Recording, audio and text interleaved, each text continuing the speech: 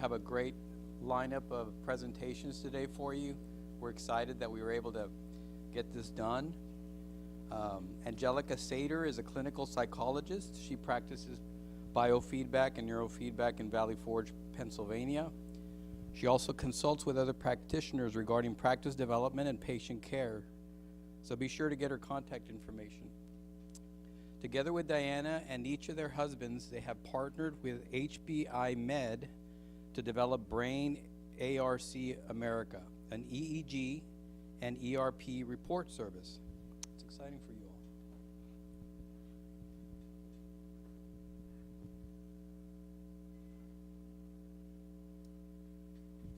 Diana Martinez is a medical doctor specialized in neurological rehabilitation and has been using bio and neurofeedback as integrative tools for her patients. She completed her PhD in neuroscience, studying the effects of neurofeedback and epilepsy. She runs a private practice in Boston, collaborating with Bessel van der Kolk. She is president-elect of the Mexican Society of Bio and Neurofeedback. Join with me, please, in giving them a nice round of applause.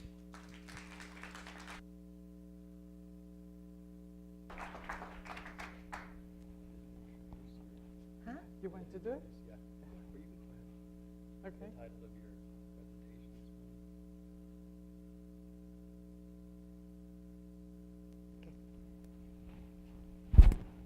Okay. Well, thank you for coming. Good morning, everybody. We're on Eastern time, so it's late for us, early for you, so we'll kind of ease into it. Thank you so much for coming, and we want to thank all of the folks that helped to bring us here with the Texas Biofeedback Society. It kind of was a surprise phone call, and that's how things often go, I think. One thing led to another, and Art made a bunch of arrangements, and the board pitched in with him, and we're very appreciative. It's very nice to be here, and we've already met a bunch of folks that's been very fulfilling for us already, so we're looking forward to getting to know you all as the day goes on. Especially, I hear there's students here, and that's something that's like the most exciting thing of the whole day. So would the students raise their hand? I embarrass students, but that's probably the best I've ever seen percentage-wise. Wonderful. We need you guys. This field is a field of people who are a little bit older, and we need a lot of the folks that are a little bit younger, coming in with new ideas, coming in with a lot of enthusiasm. So it's absolutely wonderful to have you here. If you guys have a Facebook page, man, that should be on the Facebook. You students, Facebook, do whatever you do, Twitter, I don't care. Get it out there. Say, this is where I was and you weren't. Make it known. Thank you. Yes, well, I feel very lucky to be here. It's really an honor being in a society with a long history that I was learning yesterday, and with all these pioneers in the area, and it's really an honor to be speaking with you and with all the background that you have as a society. Also, it's very enthusiastic for me to be in a university campus where they have a neurofeedback program, right? That this is our goal internationally, to get more programs, academical programs and education tools for you guys. So it's really great to be here. And hopefully you enjoy the day. We'll try to share as much as we can and help in all levels. But thank you very much. Okay. All right. So this is about an 8-hour presentation condensed into 1 hour. So we're going to roll with it really fast. This is an APA required slide, and I am required to read it for American Psychological Association CEs. If we don't have this, we fail. So here we go. Don't work beyond the scope of your capabilities, please. And if you're licensed, you have to abide by the law, and just as the slide says, stay within your professional standards. So we appreciate that. A little bit about myself. You know, as we see with the students, you guys are going like through the direct funnel into biofeedback and neurofeedback with people that have been in the field for a long time. not so much the case. I did my graduate work at University of Dayton in Ohio, and that was in clinical psychology. From there, I went to University of Nebraska, hence, if anybody knows anything about Nebraska, I don't know, Texas only cares about Texas is what they hear outside of Texas, but there is Nebraska, and when you're in Nebraska, that's what it looks like. I don't know that much about football, but that's Nebraska. I went from there and worked in a state hospital, worked in the geriatric facility of a large state facility, and there was a time when state hospitals, back in the days of JFK, where money was being poured into mental health, we had beautiful facilities, and actually this is what the same facility looks like now. It's really gone to decay, and I don't know what they're doing with it. Following that, I was partnered with my husband, and he ran a inpatient facility at a maximum security penitentiary, and I did the administrative side of that. So it's kind of a real circuitous route. He was at the state penitentiary for 14 years, and that does take its toll on everybody that works there or is there. And he kind of decided to leave and do something entirely different, entirely new, and that's how he got involved in neurofeedback. He took a course with, at that time it was Sue Othmer trained him, and he came back home and said, I think I'm going to do this. I'm like, okay, good, but I have to buy some equipment. Okay, how much? $12,000. Like, what? Like, the most I ever bought was a Wechsler test for $500, and he's talking $12,000. Prices have come down. But that's kind of where things were before.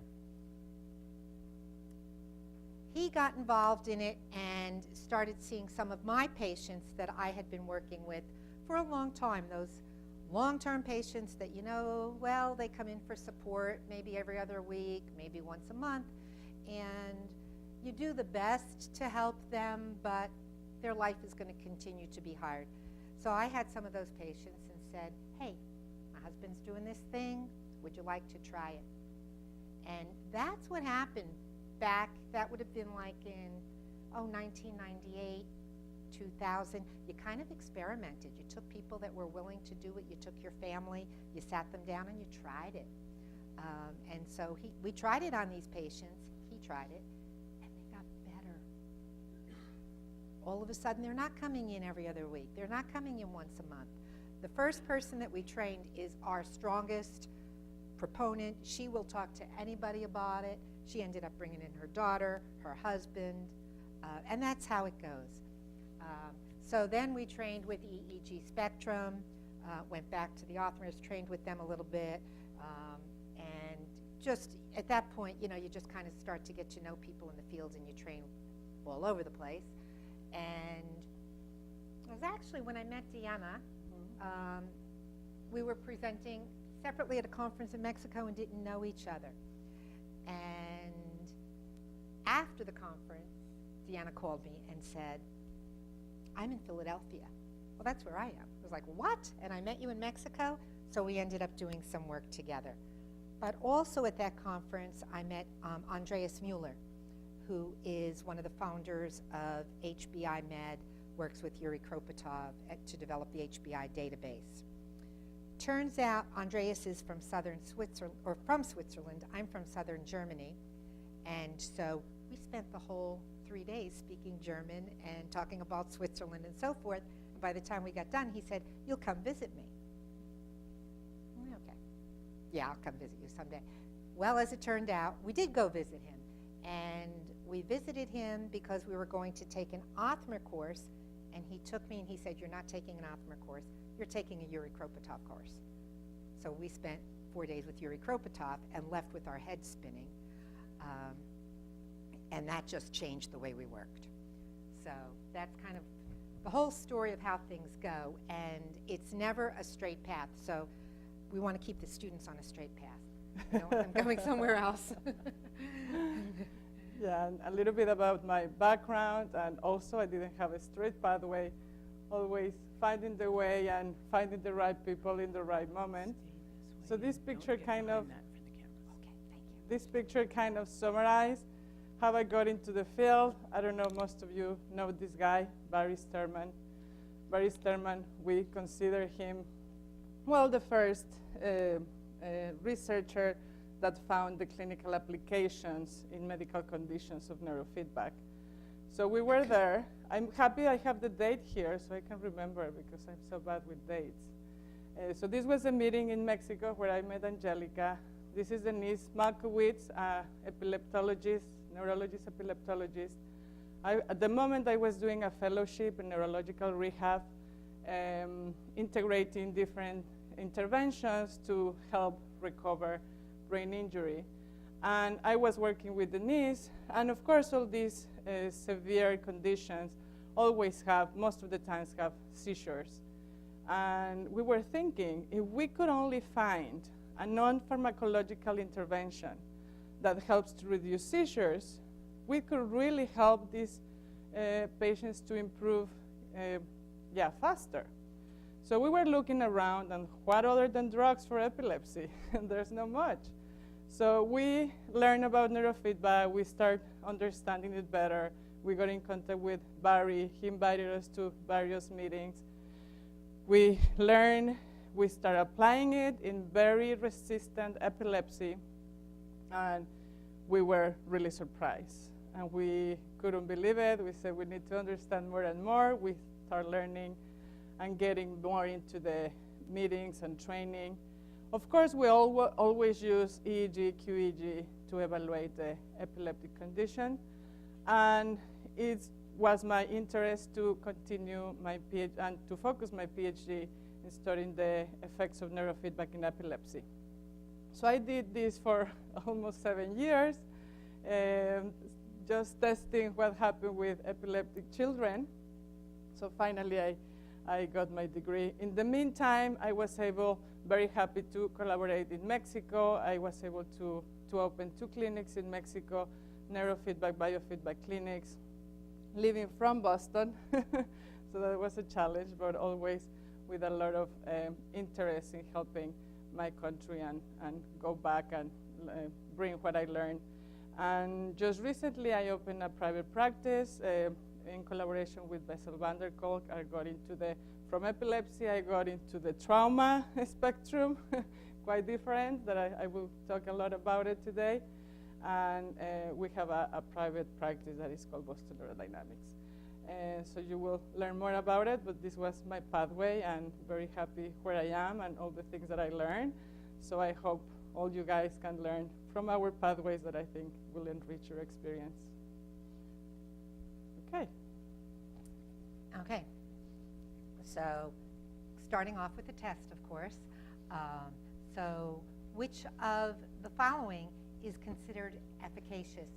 One of the problems that we have in our field is those that want to be doubters of biofeedback and neurofeedback will talk about efficacy, and we'll talk about it's not efficacious.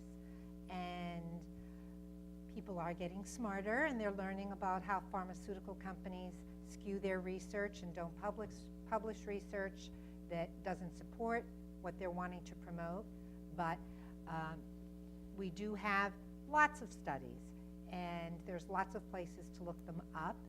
And so the treatment of choice as most efficacious would be which? Okay. Basically, we've got, these are rated as efficacious, and the one treatment that's rated as most efficacious is urinary incontinence. Okay. The best rating, the best research supports it as good as anything. Okay. Other things are most efficacious, but they haven't met the gold standard.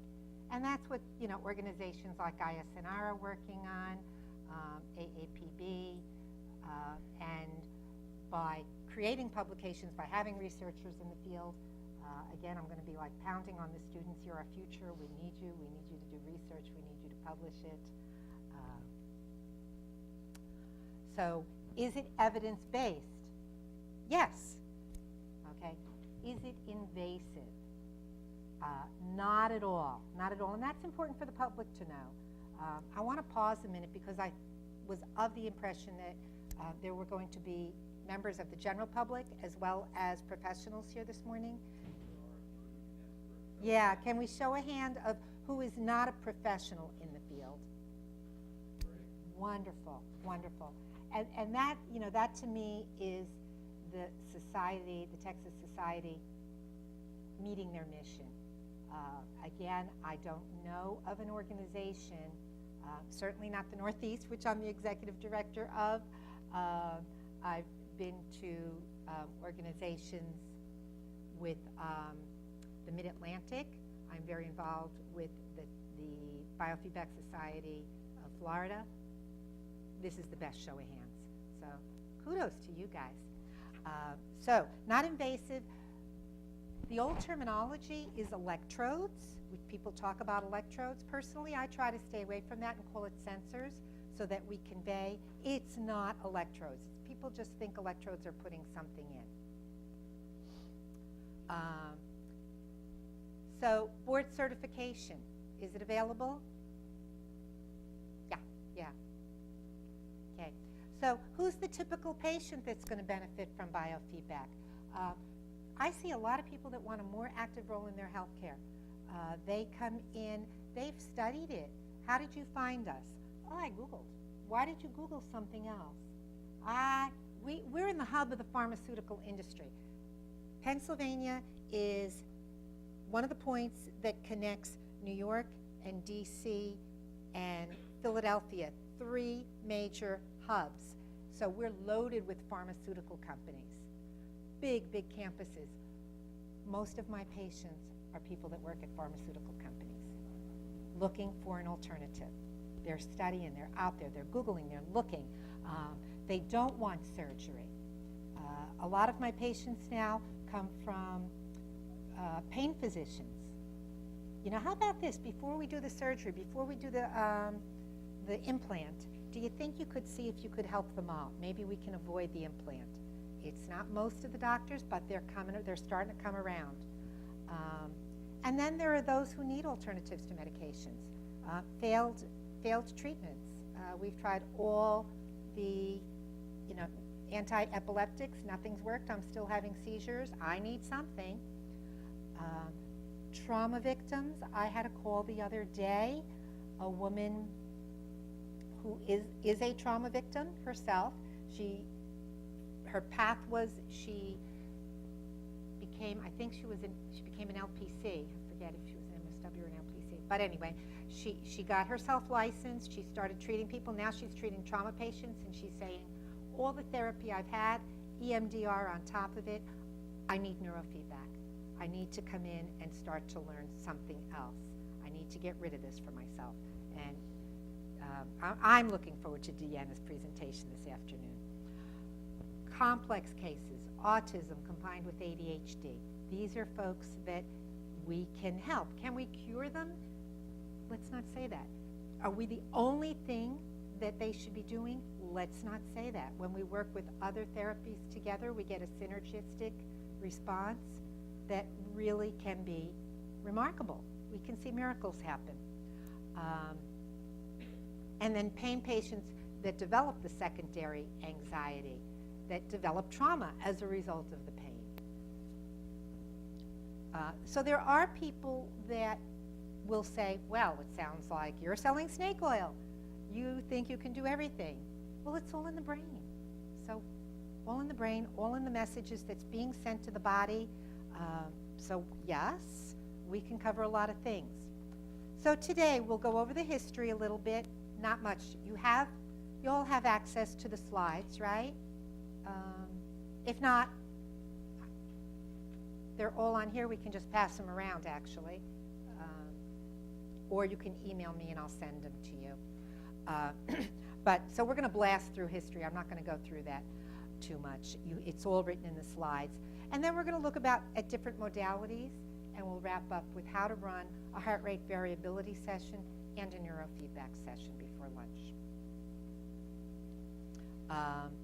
So simply put, for my patients that don't know about biofeedback, how do you explain it? I know for years, Siegfried Othmer used to talk about what's the elevator speech, okay? How do you condense this? And so what I say to people is, you've taken your temperature, that measures a physiological response. And then you look at the thermometer, and if it's 98.6, you kind of say, I guess I'm not sick, I'll go to school, I'll go to work. If it's 102, you say, I think I'll stay home, I'll rest. If it's 105, you say, I think I'll go to the emergency room. Okay? So you measured your physiology, you made a response, and then you see how that response helps you. And then you measure again. Simple. We do it all the time. That's a very delayed intervention, but nevertheless, it's a biofeedback intervention. So now, what we want to do is show them how to manage their dysfunctional activity in just a simpler way. So we'll record it. Get here? Okay, so there it is. You'll have this on your slides.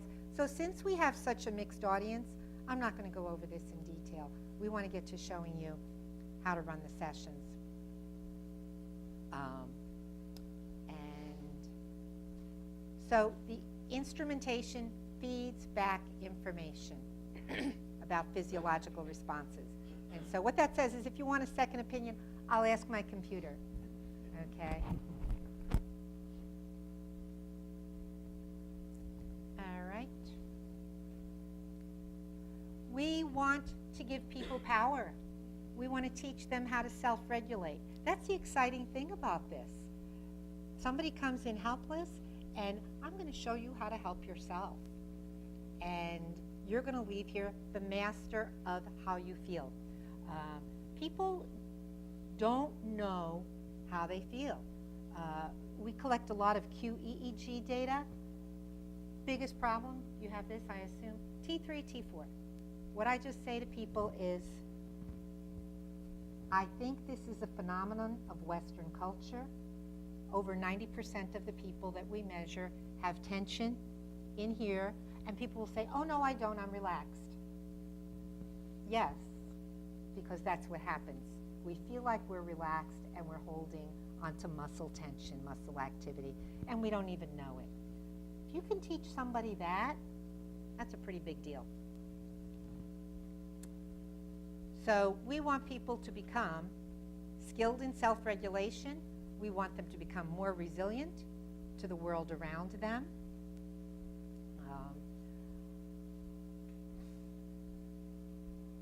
Just had a young girl in, a 14-year-old, and she was all upset that her mother brought her in because she felt like, this means there's something wrong with me.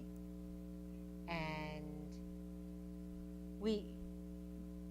the mother was worried the girl had more going on. The girl was adopted. So anyway, she was very well adjusted, but she was having a lot of stress. And the reason that she got brought into the office was because she's a swimmer and she was having anxiety at the swim meets. They actually brought her in for peak performance for sports. But as we talked about it, of course, it's not just in sports. There's anxiety everywhere. And by the time we got her data analyzed, she had excess high beta. Okay, so maybe you didn't need a cue for that. She's adopted, she's in a private school, she's got a lot of pressure on her. She's 14 years old, she's thinking about where she's going to college. I did not know college existed when I was 14. And what I ended up talking with them about is, it's not a problem with you, young lady. It's a problem with our society that is putting this pressure on you. So let's start to talk about, how much time do you spend on electronics? Okay, and of course, you know, she says a lot. Well, if a 14-year-old says a lot to me, that means more than 2 hours a day. And for her, it was 5 hours a day. All right, not related to school, just electronics for social activities. So basically the way we framed why she was coming in is society is hard. Society has a lot of pressure, and our brains were not meant to do as much as society is asking us to do. So we're going to work on two things. We're going to work on getting that high beta reduced, but we also have to work on getting your life changed a little bit. So resilience to the effects of stress is what we're helping people learn. I ask all teenagers to voluntarily take a 1-week hiatus from electronics, except for what's required at school. About 70% will do that, and they come back and they're amazed at how nice it feels. I'm going to try to throw in lots of things as we go along. Mari Swingle, who is Paul Swingle's daughter in Canada, has a not a delightful, but a very good book. I was delighted when I was done. Read. She's done a lot of research on electronics and internet addiction and the way electronics are changing our brains. And she's actually got hypotheses about how what the biomarkers are for internet addictions. So we make ourselves more resilient to the effects of stress. For those with pain, we're able to adjust our pain perception.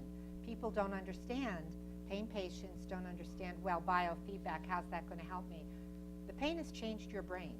At this point, your brain is hypersensitive to anything, and so we'll work on reducing that. And then we want to improve your mood stability overall. Early on, a lot of people will ask, well, I'm afraid of this. I don't want to do any of this because it will change who I am. No. It's going to let you be who you are. It's going to let you access that. You're not going to have the other junk in the way. History goes back to 1938. Do not let anybody tell you neurofeedback, biofeedback is new. Baloney. It's not. It's old. It's older than pharmaceuticals. It's older than the surgeries we use. It's been around a long time. So you've got that all. I'm not going to read through that and give you the studies on that. Otherwise, we'd have to stay here till 9 o'clock tonight. So I'm going to let Deanna talk about Barry. Okay. She's got a nice, strong personal Yes. relationship with him. And then we'll follow it up with the video. Okay.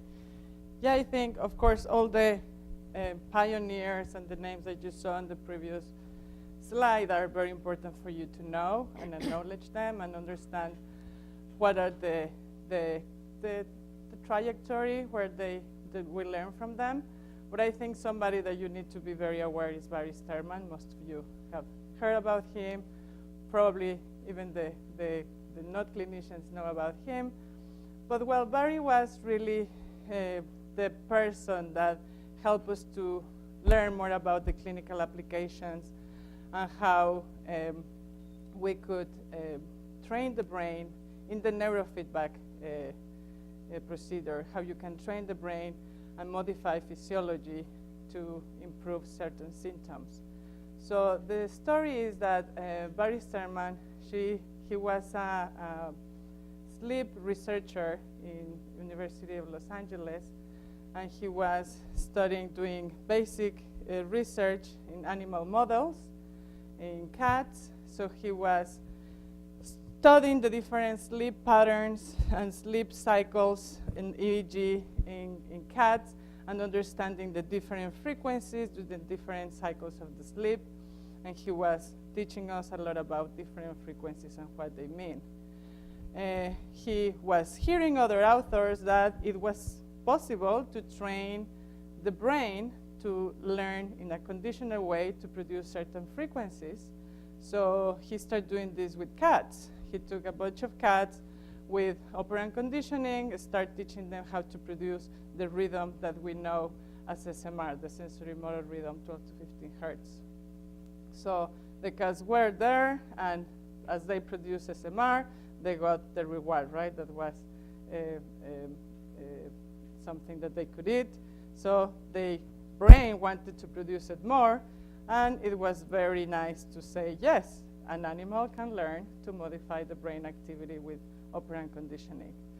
So he was very enthusiastic about the finding, but at the same time, he got a grant from NASA, and they requested him to test different doses of a epileptogenic field that the astronauts were exposed in the mission. So he said, well, I need a lot of cats because I need to use the different dosage of the field. So he took all his cats, put different dosage to find what was the dosage that caused seizures. So he found that something very strange. The same doses that he was applying to one cat, it was causing seizures, but the other group didn't have seizures. And he couldn't understand. It's the same dosage. What is wrong? Why some cats can produce seizures and the others don't? And he found that was only anecdotal, was just by chance that he found that the group that didn't have seizures were the cats that were conditioning in the training to condition producing of the SMR rhythm. And that was the finding, and he couldn't understand it, and finding more the neurophysiology of the SMR, there's something that protects the brain for epileptic seizures training SMR. So that was the finding. This is very, very interesting. So he had a subject, a human subject with epilepsy, and he started training SMR rhythm. And yes, it was very relevant to find out that the seizures drop off. So there was a protective mechanism for seizure producing the training of the SMR. So that was a huge finding, and from that, his students and the people around started applying SMR training for other conditions, for attention, for depression, and other conditions, and this is what was the beginning of this. So it's very important for you to know this background, and yeah, there's very, very good papers about it and the understanding of the neurophysiology basis of the SMR training. Okay. I was going to show a video, but I'm going to switch up. I'm going to save that for the end so that we have time to set up our equipment for the demonstrations. Okay. So we'll come back to that.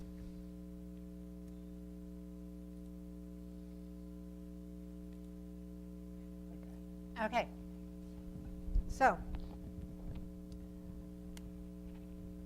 you're here as part of an organization, and the organizations that are associated with biofeedback are important. They can provide a good amount of support to patients, to practice, to students as you need resources.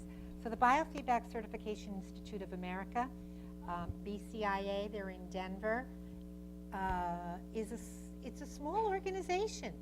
It's 2 people that work their buns off all the time.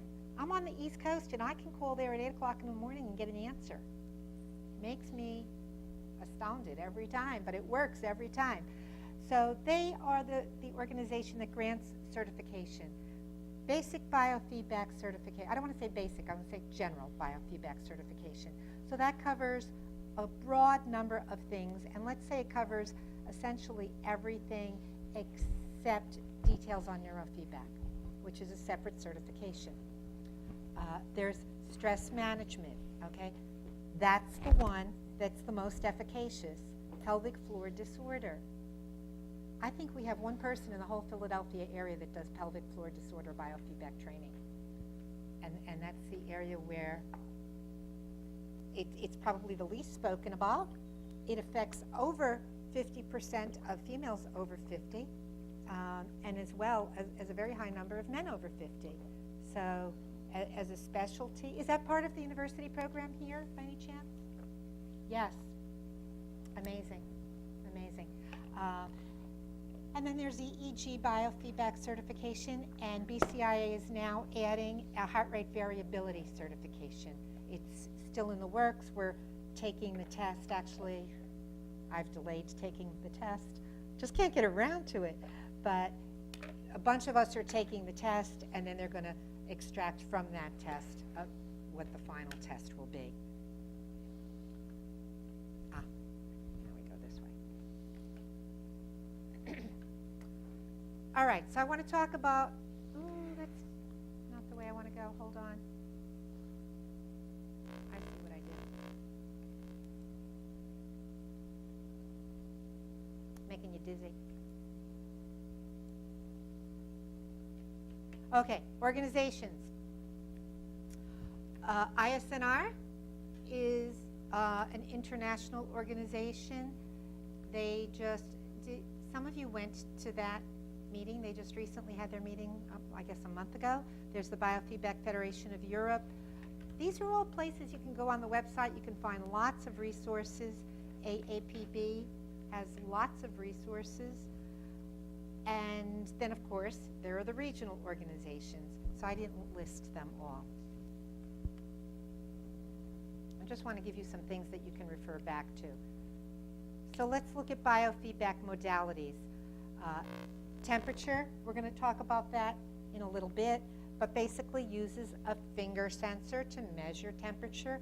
We use that all the time. We use it with everything. GSR is measuring skin response. It's measuring muscle contractions. And we just had a patient that she was trained in a different clinic, and then she came to our clinic, and she'd probably done 30 sessions of neurofeedback, not getting better for headaches. And finally we said, let's get a QEEG on you and see what's going on. She's got muscle activity going on. End of story. She's training with GSR, and she's seen improvement in her headaches pronto. It's amazing. So these are things initially I was not trained in. I originally got trained directly in neurofeedback, and I kind of went backwards in my training and went back to the beginning where I should have started, and I missed out on a lot in those first years. Heart rate variability is my personal favorite form of biofeedback. I hope by the end of the day I can convert you all into using heart rate variability all the time, convincing everybody in your family to use it, convincing every child you know to use it, convince everybody in the world to use it, and then there's brainwave EEG.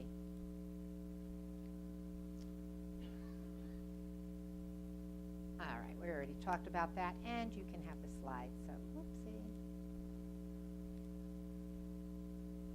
All right, so I have a bunch of stuff with me, like my bag of toys, and we'll pass this around. But temperature, thermal biofeedback is one of its early uses was for migraine headaches.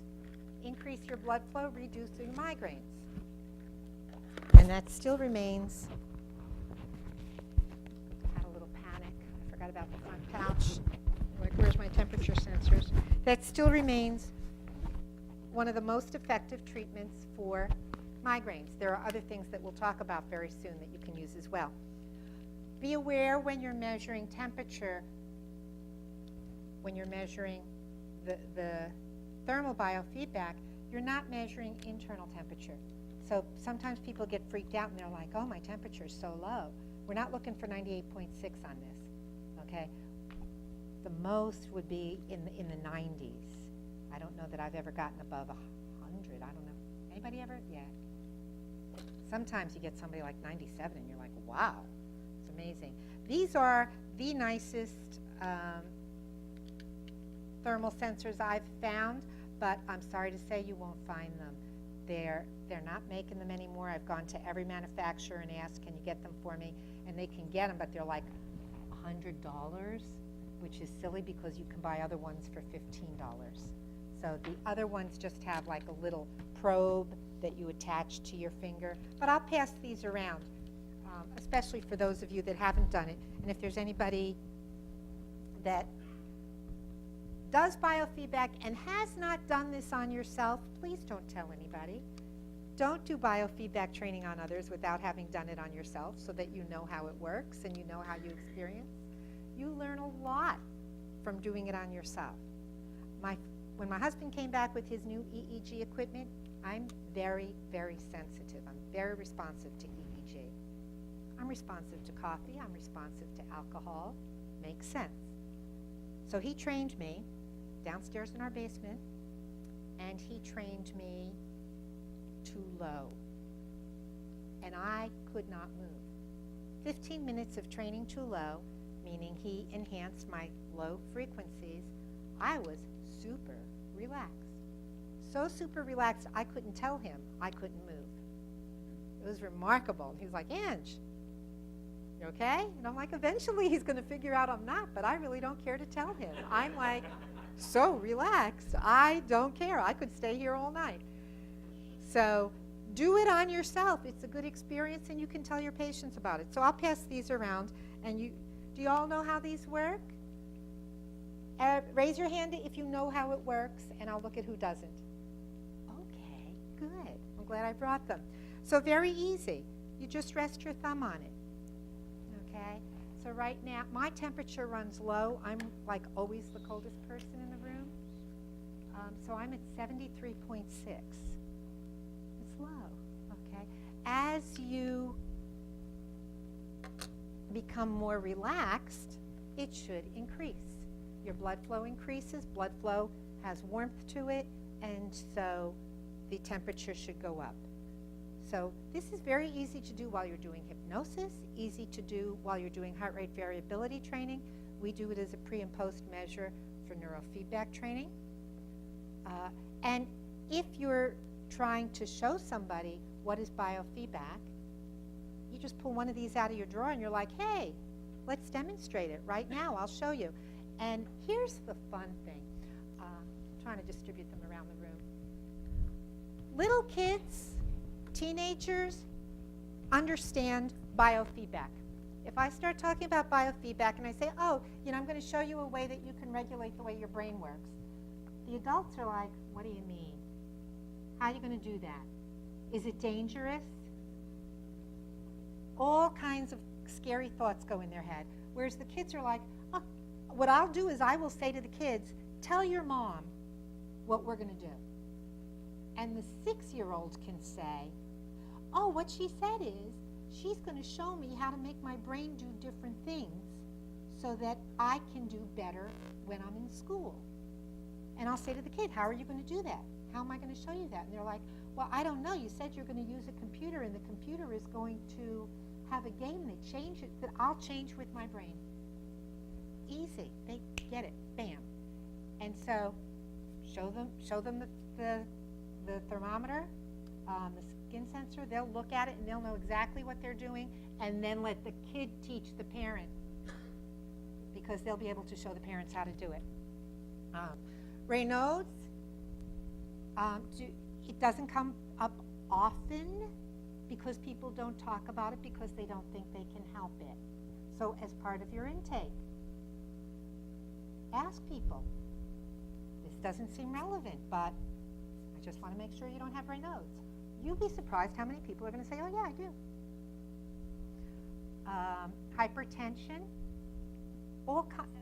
it's easy and people can learn it and they can do it at home. Why is not everybody in the world doing this? I don't know. EMG, I talked with that. I did not bring an EMG device. But again, it's very simple EMG. You're going to put a few sensors on specified locations. If you have tension back here, okay, you can place the sensors in specified locations. They're going to read your muscle tension, and as you relax or tighten up, you'll get an indicator. Usually it's a light and a sound indicator that will increase or decrease depending on your muscle tension. This is something people can use at home. I'll jump ahead at the end. I'm going to talk about pricing. The EMG device is not that expensive to buy. You can buy it probably for a couple of $100. So it can be very readily applied to a practice. It can be used at home. Again, people don't know that they're even holding muscle tension. So this is a very easy way to show them what they're doing, and patients are surprised all the time. Okay, heart rate variability training.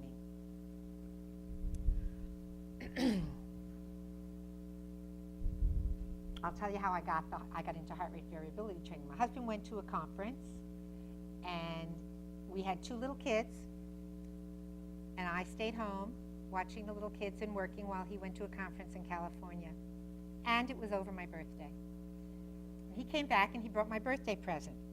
He said, I brought you a birthday present, and it was obviously a disc. And I thought, man, I went to California and I'm getting a disc. This is perfect. I like music, but this is just not enough. And I open it up, and it's a heart rate variability software disc. Now I'm even more mad. Like, you're kidding me. You brought me something for work for my birthday? Okay. So we plug it in. Well, it turns out I'm very good at heart rate variability. I just happened to be, and he's not. And so we had the computer all loaded up, and I was the winner. I could do it very easily, but that intrigued me. And then I got to see how easy it is to teach, because I started teaching him how to do it, and how effective it is. At one point, I was hired by the United States Tennis Association, and I would train about 200 of their top junior players in heart rate variability as a way of managing their anxiety during competition. It can be used for all kinds of applications. There's a school in Pennsylvania, a school district, that has it in all of their elementary schools, and we taught all their teachers how to run sessions, and the teachers have the children do heart rate variability training before tests. Their scores have increased dramatically. Pennsylvania is notoriously, I'm going to say bad, for requiring standardized tests. They do 3 weeks a year of standardized testing. So at any rate, the kids are really pumping out good scores on it in that district. So what are we doing? You wear a sensor. Can be on. It used to be on the finger. Now they put them on the ears. But the sensor measures your pulse, simply. And with more sophisticated programs, you can wear a respirator band. But essentially what we're doing, without teaching you 20 hours of heart rate variability, which it seems impossible that you could do that, but you could, it is very, very sophisticated in all of the physiological processes that happen. But in here you have a baroflex, and that measures your blood pressure before your blood pressure actually changes. So we're measuring how the blood pressure, how the rhythms of the heart synchronize with your breathing. And so have the students taken courses in HRV yet? Is that part of the program? I'm so intrigued by the program here. Not saying? Yeah? Yeah, okay.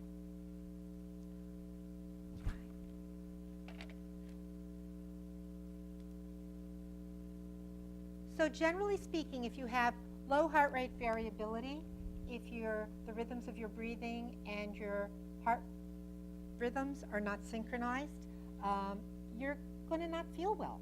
You're going to be prone to be more sick more of the time. Your lifespan will shorten. What we're doing is teaching people how to be physiologically and emotionally resilient. And what I want to do today, again, is really intrigue you with this, fascinate you with this, so that everybody in this room learns how to do this and incorporates it into their lives, clinically and personally. So the sympathetic and the parasympathetic nervous systems guide our lives and make us happy. Something happens, the sympathetic nervous system activates, and then the parasympathetic nervous system quiets us down. Our sympathetic nervous system likes to be activated. It likes to protect us. It likes to keep us safe.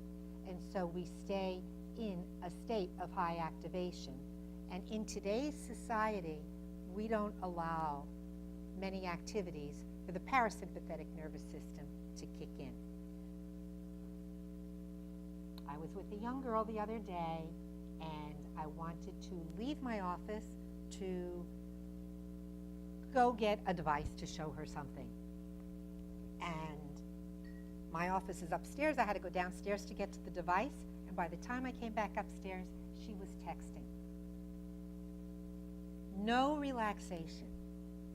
The brain, our society does not allow our brains to relax. It doesn't allow our parasympathetic nervous system to kick in. So now we have to find ways to make that happen. I keep wanting to use the mouse, but I have to use this. So when the parasympathetic nervous system and the sympathetic nervous system are in balance, wonderful things happen. We can reduce hypertension, can improve asthma.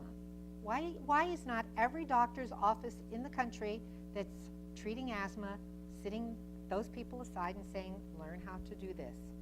If we can reduce 50% of it, that's a wonderful thing for a child that has asthma. It increases calmness and well-being, makes us more emotionally stable. It's just the best thing ever. Improves performance, improves the way we think. It improves our ability to process. It increases our reaction times, increases our ability to learn. You have all of these slides again. So there's just a slide that shows you all the physiological stuff. I have a better slide coming up, so I'm going to skip that one. HeartMath is a company that does a lot with heart rate variability. We're going to use their program in a little bit. I'll pull that up to show you how that runs. They have a very simple process, very easy to use interface, and what they're looking for is something they term coherence. It's a term they've created, but it has to do with the synchronization of the systems, and they actually have a guide that teaches you. So I'll pull that up later and show you. But I want to tell you about different types of software. HeartMath makes a software. They also make a handheld called Inner Balance. The app is free, but you have to buy a sensor. And the sensor, now they even have a Bluetooth sensor, so the slide's not entirely up to date. I think it's about $150.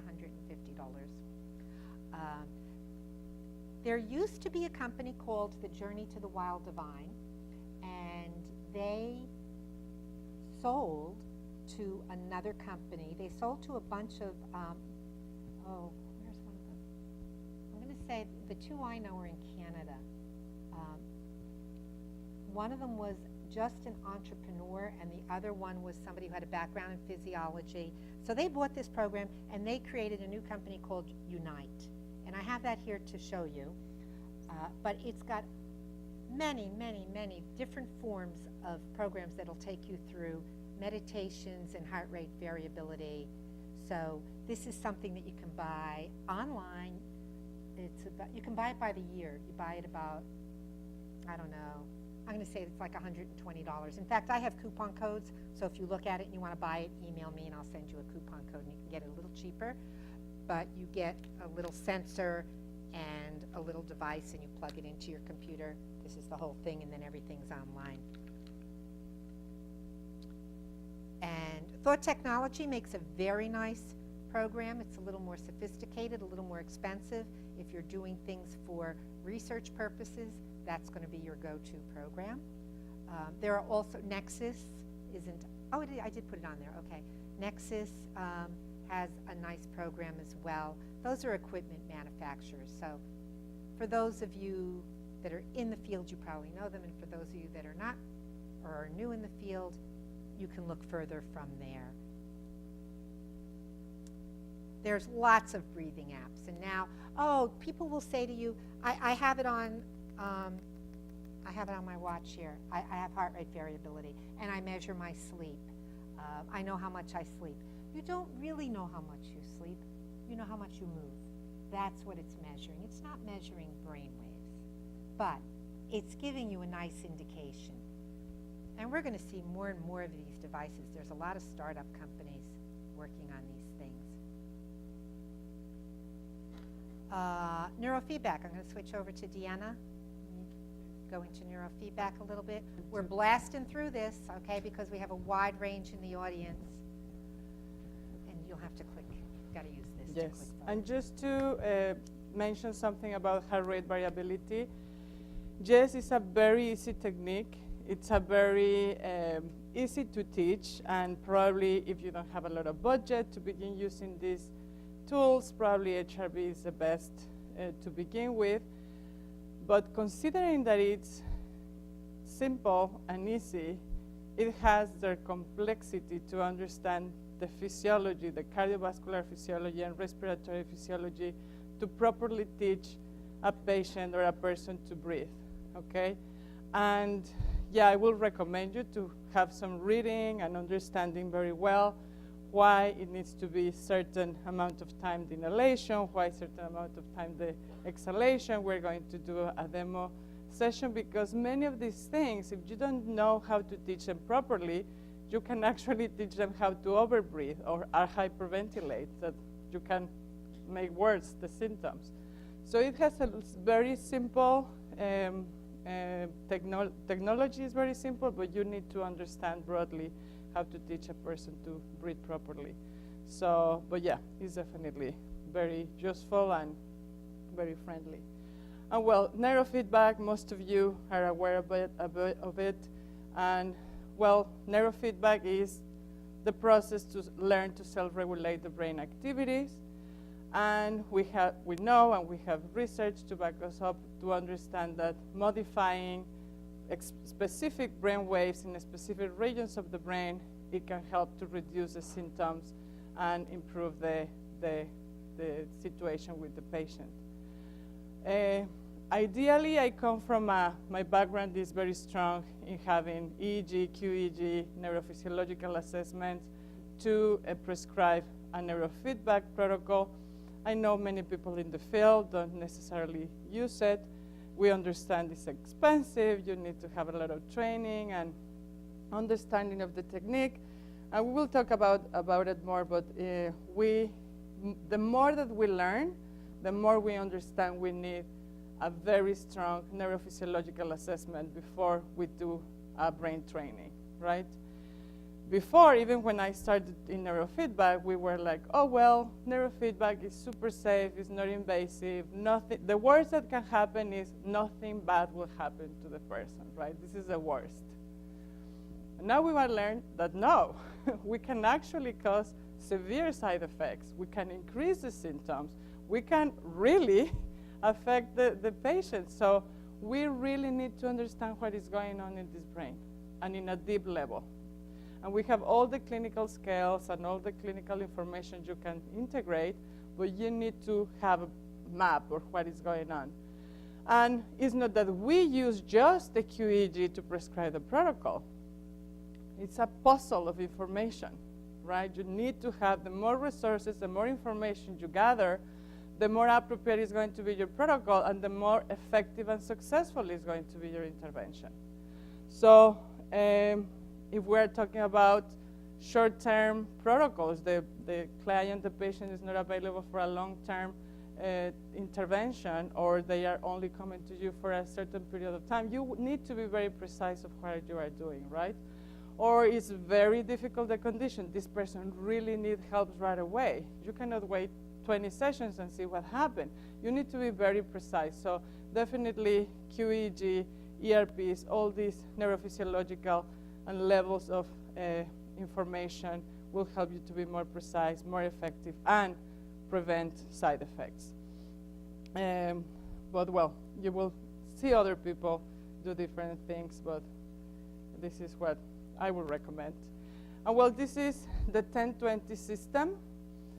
This is our language for clinicians to understand where we're going to locate the electrodes, where in the brain, what are the relationship between where we put the electrode with the function of the structure of the brain. So there is a reason why we put the electrodes in the brain, right? And if you're a client, if you're a patient, you want to understand, well, they are training me here in the frontal lobes, why? What is the purpose of my frontal lobes, and what are my symptoms related that are in the frontal lobes, or why they are putting the parietal lobes or in the temporal lobes. So this is the location, and we have to be very precise in where we're training, what is the purpose of the protocol.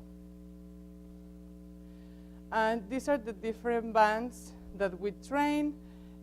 We use this terminology, delta, theta, alpha, beta. So for the clients, if you heard these words, this is when we are referring of different frequencies bands that our brain is working in different mental states and is related basically to mental states or, of course, related to symptoms. It's more appropriate to talk about the frequency range instead of just using the word of the band. It's more appropriate to use, I'm going to train you 7 to 10 hertz or 12 to 15 hertz, so you are very precise on what you are training. But this is very important for a patient and a client to understand what are the frequency ranges, what is the goal of the training. When is prescribed or when is recommended neurofeedback? Well, most of the people that look for neurofeedback is because they are looking for a non-pharmacological intervention. They have been taking drugs for many years. They are not finding the help that is needed, and or they have severe side effects, right? So this is the main, most of the times they are looking for a non-pharmacological intervention. They also feel stuck with psychotherapy or other therapies. We call neurofeedback as a tool to help them to be unstuck and keep going with therapy. We never recommend neurofeedback instead of psychotherapy, okay? Neurofeedback needs to be an integration with other interventions, but we will help them to move forward. Many clients come and say, well, I've been doing psychotherapy for 10 years and I'm still in the same position. So neurofeedback will help them to move forward, and we will talk more about it because it's very interesting to see what is happening during neurofeedback that is helping the patient to be in a better surface, in a better position to be able to talk about what they have to deal or what they have to heal, right? When it's a main brain problem also, I mean, if the main symptoms are in the brain, of course we need to train the brain. There is people that just prefer this method, right? I'm very happy with the moment that we are living. We opened a clinic 6 years ago in Mexico where our situation at the moment was really to not only educate the population and the patients, but also the medical community. They didn't understand about biofeedback, neurofeedback, even that I brought all the research and all the data, they are not aware. So if they don't know about the technique, it's very hard for them to refer the patients to these methods. So it was really a lot of education work. Right now, I think we are in a different moment. Right now, medical community, other professionals are more aware about it. They are curious about it. They want to learn. And they are more open to refer clients. And when they see that their patient is getting better, of course, they are happy to refer more.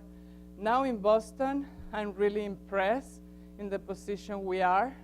Psychiatrists are really looking into us. They know that drugs are not solving a lot, and they are desperate to find non-pharmacological interventions. So we are constantly now getting referrals for psychiatrists, neurologists, and they are very happy to see the help that we can provide. So you are very lucky, the students, that you will hopefully apply this in another level of understanding for other professions.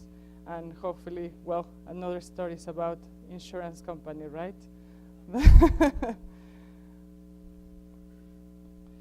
Okay, HEG. My now 24-year-old nephew has failed out of college twice. He has left his job twice, and that's not a surprise. When he was 4 years old, we knew he was dysregulated. So finally, you know the old story of you're never a prophet in your own town or your own family. My brother calls me up and says, is there anything you can do for him? Yeah, let's start out. We'll take a map. We'll take a brain map. He came out to visit us, and his standard deviations in some of the measurements was 10 standard deviations from the norm. That's big. So, okay, let's get him started on neurofeedback right away. So I call up Susan Antilles on Long Island and say, I really need a favor. I need you to see my nephew. So she sees him, and after a few weeks, I check in with my nephew. How's it going? How do you like it? He says, I like it. I like seeing the movies. I'm like, what movies? What do you mean movies? Why is she doing movies? I call her up, and I'm like, Susan, you jumped him right to movies? Because there is a thing about when we're training the brain, we don't want to entertain the brain. We want to train the brain. So she says, well, you know, I'm doing Jeff Carmen's HEG. I could have pulled my head off. I was like, what do you mean? I sent him to you for neurofeedback. You're doing HEG. Why are you doing that? And she says, Angelica, I start everybody with HEG, and I don't know why you don't either. Susan's a New Yorker, I'm a New Yorker, and she and I get along fine. And so I started to look into HEG, and I went up and I took Jeff Carmen's course, and I said, boy, thank God for Susan Antilles. HEG is a very simple program to use. Jeff is a psychologist who was originally trained in neurofeedback, got involved with Herschel Tuman, and started to develop his own HEG system. What is it? Passive infrared hemoencephalography measures via an infrared sensor that's placed on your forehead the blood flow to your prefrontal lobes. When your neurons are activated, as a result, you create excess blood flow. Blood's the coolant. So when your frontal lobes are activated, ostensibly, your parietal lobes have to quiet down. So the old adage of don't make an important decision when you're emotional, there you go. Okay, so engage your frontal lobes, disengage your parietal lobes, and then make a good decision. And this is, again, it's very simple to learn how to do this. It's very simple to sit and train to do it. My first experience was I trained myself on a Saturday evening, and once again, when am I going to learn? I couldn't leave the office. I'm by myself. I work in a business campus. I'm downstairs. The whole place is dark, and I can't leave. And I'm wondering if I'm going to sleep in that office that night because I am so relaxed. Now, my husband's experience, he overtrained himself, and he was nasty. Frontal lobes are disengaged. You're going to get disinhibited, and he was nasty. So it's a simple to learn process, but again, the physiology of it is complex. So work within the scope of what your knowledge base is and practice on yourself before you start practicing on other people so that you can understand what it means to do it wrong. But basically, you sit and do a baseline measurement with the sensor, measures your blood flow, you put on a movie, and you need to maintain that blood flow in order to keep the movie going. And if your frontal lobes become disengaged, the movie will stop. There's a bar on the side of the screen that's going to show you, and you need to elevate that bar again in order to start the movie again. And that's the simple procedure, but not the simple process that's happening. Jeff developed this for migraines, and this is our go-to thing for migraines. Somebody comes in migraines, no QEEG. If the initial assessment doesn't show anything that would warrant that, we're going to put you right on this. Now, on the other hand, somebody comes in for migraines and their father has seizures. Okay, we're going to be a little more careful with you. But if Jeff's theory is if they don't respond with migraines in 5 sessions, you got to look deeper. It's not a migraine. You've misdiagnosed it. But if you're improving frontal lobe functioning, you're improving organization. You're improving planning. You're improving emotional volatility. This combined with neurofeedback, combined with therapy, combined with other modalities can be very impressive. So here we have my husband, Jeff has, and other people do now too, prices have come down, infrared cameras. So here's his frontal lobes before training and then after. 20 minutes of training. Something to know about, something to be intrigued with. Autism can be it can be helped with this. Is it the only thing you want to do for autism? No, but we get all of the autistic kids on this training. Bioacoustical utilization device. Sorry, I'm blasting through, but there's so much to tell you. Anybody know about this? BAUD. I'm going to have this passed around. It uses sound to change vibrational patterns physiologically. So the way I explain this to clients is think about the opera lady who sings and she cracks the glass. That's really quantum physics. The vibrational pattern of her vocal cords is interfering with the vibrational pattern of the crystal glass, and it shatters the vibrational pattern of the glass. So with this, if you think of an emotional state that you have that you don't want to have, or pain, you access that emotional state. It is the only time where I want somebody to feel more of what they want to get rid of. Access that emotional state, and then you tune in with what they call the pitch device. Let me see if I can zoom in on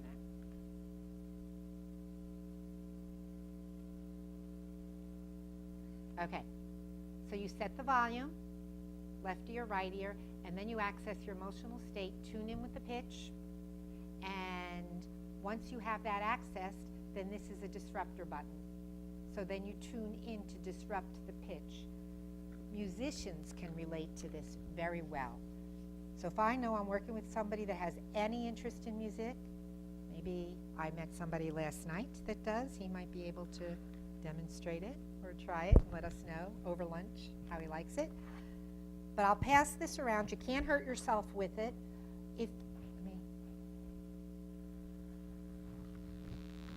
Can you hear that? Okay. Not a great sound. Some people, autistic kids don't like this. They don't like that sound. Don't even ask them to do it. But you turn that on, and then, is this going to mess up if I put this to the microphone for what you're doing back there? No good. Oh, it's good. Okay. Okay. So we've got this. I practiced this for the first time. My brother's very annoying. He's 8 years younger than me, and he's still very annoying. And I was going to my mother's birthday party, and I was riding in the car, and I said, well, let me try this and see how it works. He's going to annoy me sometime today, so I'm going to access that feeling I have when he annoys me. I've said to him, nobody talks to me like you. Like, I don't understand why you still talk to me like this. But so I access that feeling. So here we go. I get my volume level set. You hear the different sounds? Okay. So I try to match that sound to what I'm feeling. Okay. And by match, it means you feel that feeling more intensely. So I've matched it, and now I'm going to disrupt it. You hear the second sound in there? I have to find my pitch, I disrupt it, and then you sit with that for about 20 minutes. Got to the birthday party, and the first thing my brother says to me is, you're 20 minutes late, we ate, it's dessert time. And I was like, fine, okay. No feeling, no response, no anger, nothing. I was like, fine. let me sit down. So it disrupts the electrical field through sound.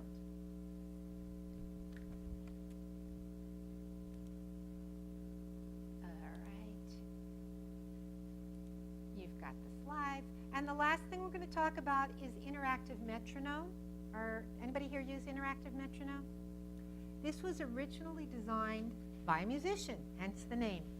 Interactive metronome.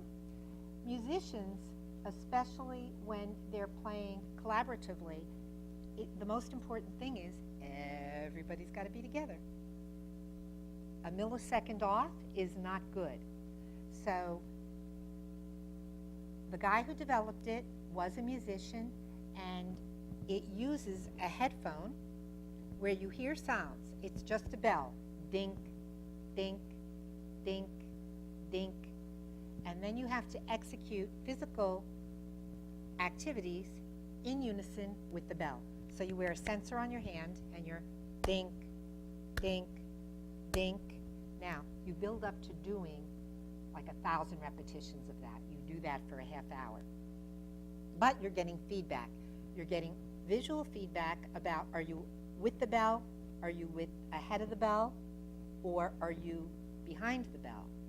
And you get auditory feedback. So if I'm ahead of the bell, I'm like, dee-think, dee-think, dee-think, till I chink, chink. I get the bell and my feedback together. Or if I'm late, dink-doo, dink-doo, dink-doo. And there's my feedback. And there's different gradations of the sound and the visual feedback. With practice, you can get very good at this. And what you're doing, what they purport that you're doing, is you're enhancing the myelination of the neurons. And with the myelination, of course, the information travels better, and then you're able to perform better. We've used this with professional tennis players all the way down to kids with autism. It gives a way of understanding, am I paying attention or not, that's very different from anything else I've seen. So, developed by a musician. He had a friend that was a psychologist that had a kid that was developmentally delayed, and they were teaching the kid the piano, so they decided to do this with the kid, and the kid started to improve. He improved in his academics, he improved in his coordination, he improved in his balance. So that led to a lot of research development. And this is now, I think because of financial considerations, they figured out that this works very well with occupational therapists for rehab purposes, but there's no reason we can't be using it either. It works very well for attention. We've used it with stroke victims for balance, and that way we're working on the brain improvements as well as the balance improvements. Okay, so we need to take a break. Yes? Just to wrap up that part, this is just a brief summary of all the biofeedback techniques. And fortunately or unfortunately, there are many people developing more tools and more devices and more things available for us to help patients, right? But I really encourage all of you to understand the basics, right? You need to learn the physiology. You need to understand the mechanisms. And every time you see a device, just don't buy it because it looks nice and the seller is telling you you are going to cure everything. You really need to understand what is the purpose, how it was built up, what it works, why is the mechanism, okay? This is our responsibility. We know people want to sell the devices, and we are eager and we are desperate to help people. So this is our weakness. So they trap us there, and then we go very enthusiastic. But if we really want to upgrade the discipline, the credibility, and the level of these techniques, it's our responsibility to understand the mechanisms of the physiology and the devices. There are many devices that they are black boxes. They wouldn't tell you what they do. They wouldn't tell you why they build it, right? But they tell you all the good things they will do, right? So be smarter, ask the questions, ask for the research. They have to have good amount of research for you to apply it. And once you have it yourself, if you decided to go with that, really try it yourself and with people close to you. Don't go straight to the clients and the patients, and be very wise in how you're going to apply it. The last lecture today, we're going to talk about how to make a successful practice, and we will talk a lot about it, but I just want to give this comment before, if somebody's going to leave before lunch. So be very, very wise in understanding mechanisms, physiology, and the devices, and try to do your best to understand it. Okay, so Let's give we're a round ready. of applause. Yeah. Thank you very much. Oh, geez. I remember when I first started training at this university with Dr. Jones, and one of the things that was said was he used to say, well, once we pick a protocol, we've got to pick the site, clean it, and then abrade it. And then Shanda, one of his students, one of his shining students, said, Dr. Jones, we don't abrade, we exfoliate. We've got to spa it up a little bit. So it reminded me about what you said about sensors instead of electrodes. Folks, there's plenty of food left from breakfast. We're running a little bit behind with so much information, great information. Please help yourself to any of the breakfast items that are still available. And for the sake of time, instead of a 15-minute break, let's try to do, let's be back at 10:40, 10 minutes. Yeah, and we'll make it up for you. We're going to make some time up with the next presentation. Yes. Thank you all.